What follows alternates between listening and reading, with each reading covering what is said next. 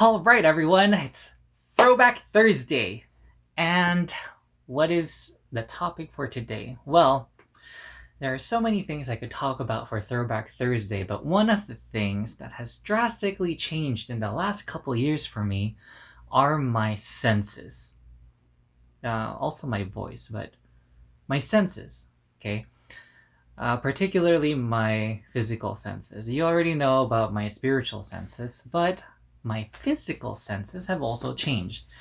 Something I've noticed, especially in this year, since my senses have shifted even more, is that I can taste things on a level that I have not ever tasted before. And not only that, things that used to bother me a lot, such as smells, spiciness, bitterness, sourness, all of these things that a normal person experiences. Although I suppose with my spiritual understanding now that that's actually abnormal. What is normal for most people is actually abnormal. So the reason why people experience this stuff is because the energies aren't flowing well. And this took a while for me to figure out because I'm like, there's something going on with my senses. Like, I can taste more. Smells that used to bother me don't, like durian. If you know what durian is, it's a very stinky Asian fruit. And it actually tastes quite delicious. And now, like, I can smell it and it's like, oh yeah, it's strong, it's pungent. Okay. And it tastes good. So it's very weird. I did not really eat durian like ever in my life because I could not get past the smell. And when I tasted it, it tasted funky as hell. And when I tasted it recently, it just tasted like fruit. So, very weird stuff. Other things that have changed for me: spiciness. I love spicy food, but back then, let's say 2, 3 years ago, if I had something very spicy like habanero in a kalbi burrito and it's like hot, the heat combined with the spiciness usually would cause my mouth to burn, and that would be painful. And then there would be tears involved. And then I also ate Szechuan food, which is amazing, also extremely spicy. And, halfway through the meal, you're already sweating and drinking water, screwing yourself over again because of how spicy it is. But now, Szechuan food is just heat. It's quite warm. It's got a hint of spiciness still, but the spiciness is more like a flavor. So it's very strange. The Szechuan food is just so full of flavor for me now. There's a lot of heat and basically no spice. There's like an initial surge of heat with a hint of spiciness, and then it disappears. And then after that, I just eat it, and it's like, oh, this is like normal food. Recently, I got something from Costco, a Korean spicy noodle dish, which is like a 3 or 4 out of 5 in spiciness. And I just like ate that thing. And oh, I also dumped in more Szechuan pepper because I like to cook and I add Szechuan pepper into my stuff for that extra bit of spiritual boost. And it wasn't even spicy. I was really surprised. I'm like, I thought this would be spicier because I'm taking something spicy and then I'm adding even more spice to it. Adding black pepper, I'm adding the red Szechuan pepper, which is quite spicy, and it just tasted delicious. Also, lemons. Lemons are very well known for their sourness. Now when I eat a lemon, it's just sweet. It's very weird. It's like, that's interesting. It's just sweet. And I've heard that lemons have more sugar than oranges do, but in the past, my taste buds weren't fully open. So Instead of tasting all of the flavors of the lemon and the sweetness of the lemon, it just hit my mouth with sourness. Very interesting stuff. Blueberries, strawberries, and all those types of berries, they used to be tart. Now there's just sweetness. Very strange, I know. Carrots, onions, cabbages, kale, all of these things have different degrees of bitterness. Now it's just flavor. Now it's just flavor. Carrots are actually sweet, onions are sweet, cabbages are, it gets cabbagey. One of the things that I couldn't stand ever was celery, and now I can eat celery. That's a major change for me, because even if just like half a stalk of celery was put into a batch of soup, a pot of soup, the whole thing would taste like celery to me and smell like celery. It just completely overwhelmed my senses. And now I can taste everything and the celery. So it's really weird. I was hypersensitive to certain things like celery, bean sprouts, cilantro. Those are some of the things. Also carrots. Carrots had a very strong flavor for me, but not quite as strong as celery and cilantro. And then what else do we have? So bitterness, tartness, sourness. Yeah, that pretty much covers everything. Spiciness. So what does this mean? It means that the more spiritual you are, the more enjoyable food gets, and the more flavorful food gets. So there's something about connecting with your body and grounding that a lot of people don't seem to do. And when people ground, they do this whole like earth thing, like the mainstream or conventional method of grounding. It's like connecting to the earth or whatever, using roots to connect to the earth and whatever. And I'm like, okay, but what's the point of doing that if you're not even connected to your body? Like, okay, so your energy network is connected to the earth, your system is somewhat connected to the earth, but you're not connected to yourself. So does that really make a difference? I don't think so. First and foremost, you should ground to yourself first. Ground to your body. And that is why yoga is amazing, because yoga teaches actually body grounding. It teaches body grounding, and through yoga, rather the practice of asana, your body then connects with the environment and the earth.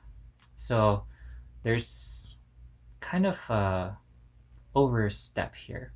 There's a step before grounding to the earth. You know, connecting to the earth is great, but it doesn't really do much if you're not connected to yourself.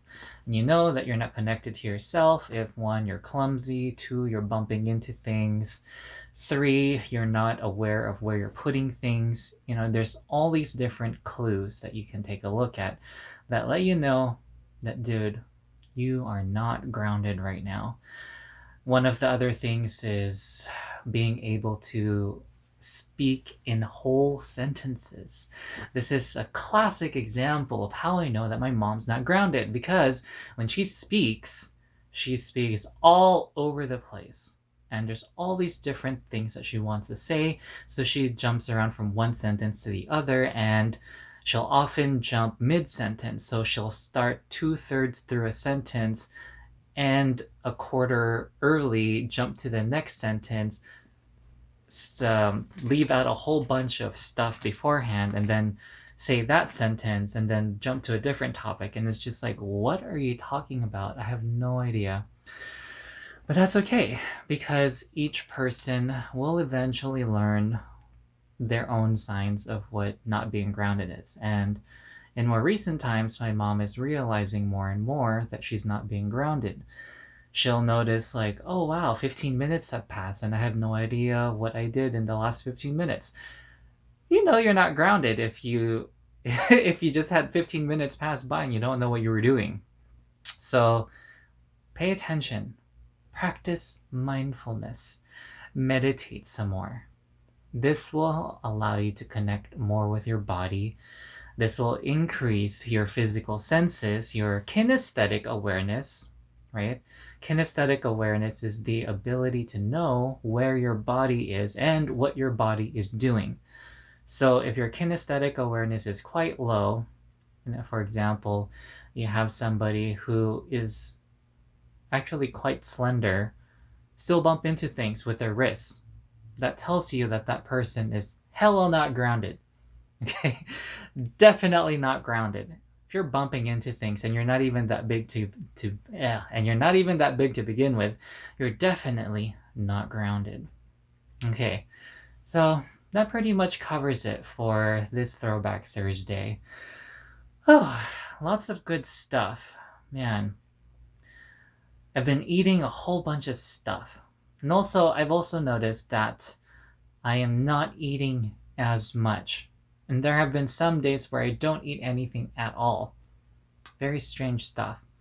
And other days where I just eat dessert or, yeah. Usually I just drink tea though. So that's pretty much how it is. And tea is another way of infusing your water with nature's energy. So I guess that's a good thing. I'm starting to get my energy from other sources, such as tea. I know a lot of scientists will be like, you are freaking crazy. There are no calories in tea. You're gonna die drinking just tea. No, actually, I'm not. Okay? I am not. All that shenanigans, you need protein, you need fat, you need this, you need that. No, you don't need any of that. What you actually need is energy. And if you know how to tap into energies, then you really don't need to eat as much. And eventually you probably don't need to eat as at all. There's lots of people in India who just meditate for months without eating anything. No water, no food, and they're just fine. Of course, what is the point in meditating 3 months straight? Because the point of being here is to experience life, right? So our goal is to be able to connect with ourselves and with nature and energy to the point where we can enjoy all of these things and tap into direct energies without having to be in a meditative state. Yeah, it's possible. And also, once you get to that level, you're pretty much a full-fledged sage. You can do magic, healing, and all that stuff. I mean, not that I can't do that now, but it'll be even to a much higher degree. So that'll be fun. Magic. But right now, the reason why it's difficult to do magic and all these different types of healing is because our space, ether, reality is still frigid. So it's kind of like, what do you want to do with a block of ice? Or rather, you are inside a block of ice. There's only so much you can do and so much you could move in a block of ice. Versus if you are in a dream is more like air. It's very thin and very fluidic. So some people, even if you don't lucid dream, you'll notice that just thinking something in a dream like, oh, I wonder if this will happen.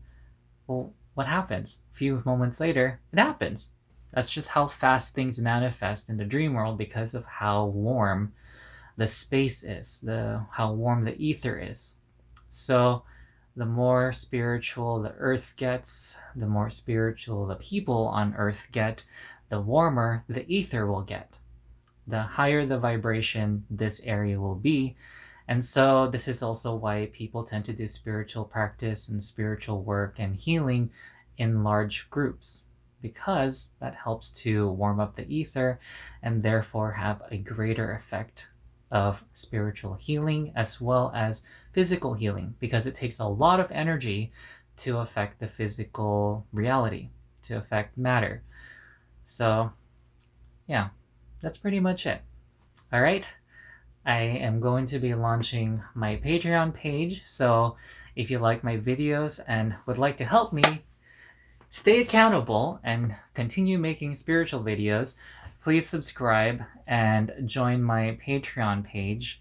There's pretty much no difference between all the different pledges. It's just whatever that you're willing to give. And I know things are not very ideal right now. A lot of people have lost their jobs, and there's all sorts of shenanigans going on with politics. So this has affected our economy. But if you can spare $1 or $2, that would be fantastic. And that will help me keep my YouTube channel and all my videos ad-free. Because let's face it, the YouTube ad scene has started getting insane. I do not like starting my videos with 5 ads before I get to watch what it is I want to watch. And sometimes it's just like a 3-minute video. It doesn't make any sense. I would rather just support the person directly with $1 or $2. That makes so much more sense. It's so much more economical, and both parties, the person who is creating and the person who is enjoying the creations, have a direct connection with one another. And I think energy flows better when it's direct, right? Simpler is usually better. All right, namaskara. See you guys around.